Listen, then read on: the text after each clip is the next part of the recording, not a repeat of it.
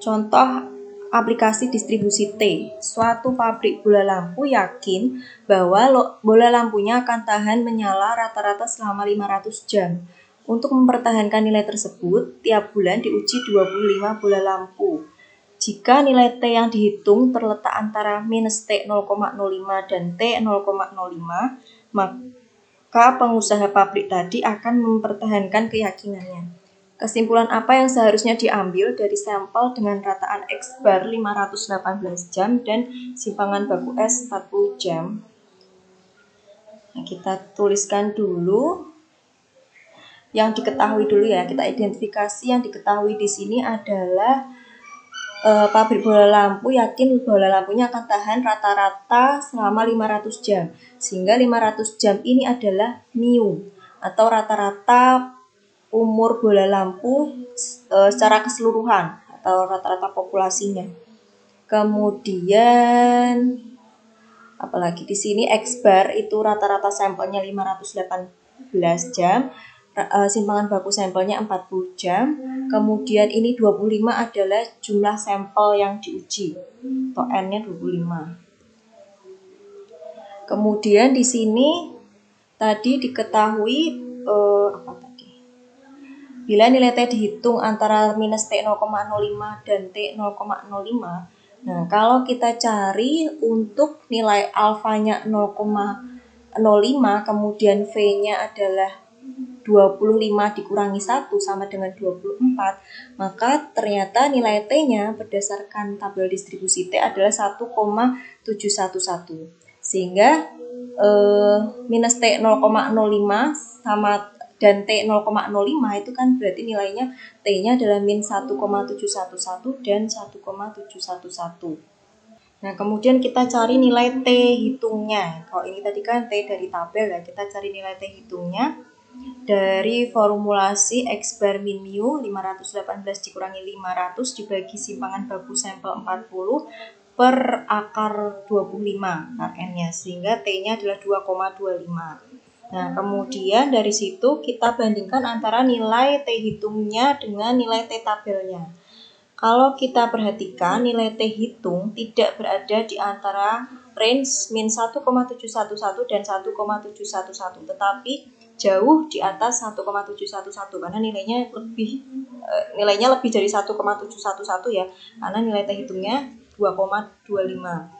Sehingga hasil dari ini pengusaha tadi menyimpulkan bahwa produksinya lebih baik daripada yang diduganya semula.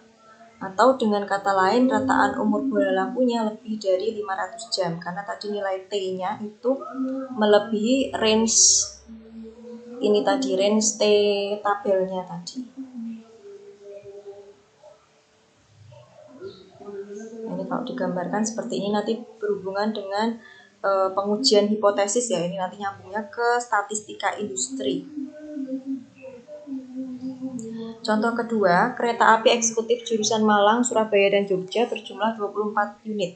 Harga rata-rata tiket 253.000. Karena persaingan dengan perusahaan penerbangan agar penumpang tidak turun drastis, maka diberikan diskon. Harga tiket rata-rata setelah didiskon dari 16 jenis tiket adalah 212.000 dengan standar deviasi 46.000. Apakah penurunan tarif tersebut untuk tingkat signifikan 5% memberikan perbedaan yang nyata? Tadi diketahui di awal harga awalnya 253.000. Nah, yang ditanyakan kan apakah penurunan tarif tersebut signifikan atau memberikan perbedaan yang nyata? Beda nggak sih harga setelah diubah dengan harga awal? Sehingga harga berubahnya ini tadi signifikan atau enggak kita simpulkan dengan tidak sama dengan harga awalnya. Nah, tanda tidak sama dengan menunjukkan kondisi dua arah atau two-tail. Kemudian diketahui N-nya atau jumlah sampelnya tadi 16 sehingga V-nya 15. Alfanya tadi diketahui 5% atau 0,05 sehingga kalau kita cari alfa 0,05 dan V-nya 15 diperoleh nilai T-nya di tabel adalah 2,131.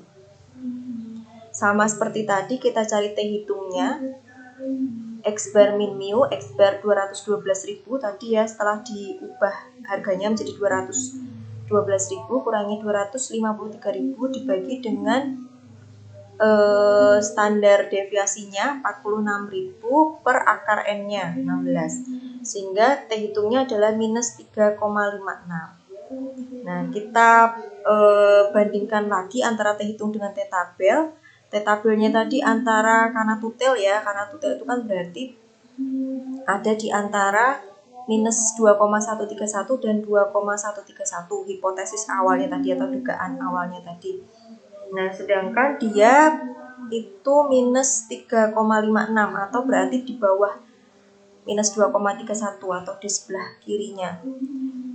Sehingga kesimpulannya terdapat perbedaan yang signifikan antara rataan harga tiket sebelum dan sesudah penurunan harga.